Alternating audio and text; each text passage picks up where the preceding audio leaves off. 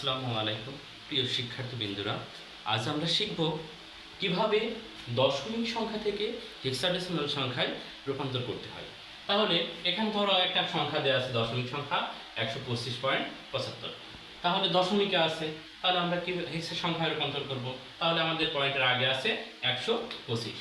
125কে যদি আমরা লসাগু করি, তাহলে 16কে 16 দ্বারা লসাগু যদি করি তাহলে যাবে কতবার? 7 বার। যদি 7 বার যায় তাহলে ক্যালকুলেশন করলে, অর্থাৎ 125 ভাগ 16 দিলে 7 বার যাবে। 7 বার গেলে আসছে 112। তার মানে 25 খুঁজতে বাকি থাকছে কত? তাহলে 13। 13 সংখ্যা দেখো এর ভিতরে 13 আছে কিনা। হেক্সা সংখ্যা এখানে দেওয়া আছে 13। 13 তার মানে দেওয়া আছে 13 মান কত? ডি। এর পরবর্তীতে আবার 16 দ্বারা লসাগু করি। যেহেতু 7 ছোট সংখ্যা, এর মধ্যে কয়বার যাবে? একবার, অর্থাৎ 0 বার যাবে। তাহলে 7 এই পাশে চলে যাবে, নিচে থেকে উপরে উঠবে। এরপরে আছে পয়েন্টের পরে 0.75 গুণন 16। তাহলে আমরা যা আগে বলেছি, এটাকে ভগ্নাংশ ধরা হয়। ভগ্নাংশ, এটা হচ্ছে পূর্ণাংশ।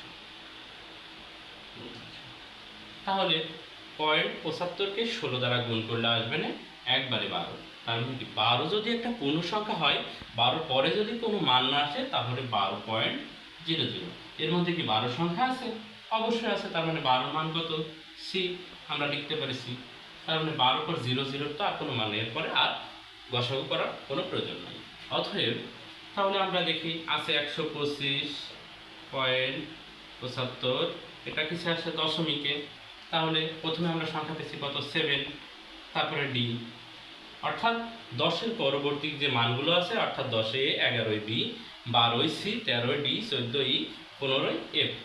সংখ্যাগুলো লেখার কোনো প্রয়োজন নাই, শুধু তার পাশে এ বি সি ডি লিখলে যথেষ্ট। তারপরে পয়েন্ট আছে কত? 12। যেহেতু 12 ছিল, 12 মান কত? সি। তাহলে আমরা লিখলাম সি। এটা হচ্ছে দশমিক থেকে হেক্সাতে রূপান্তর, অর্থাৎ এটাই উত্তর।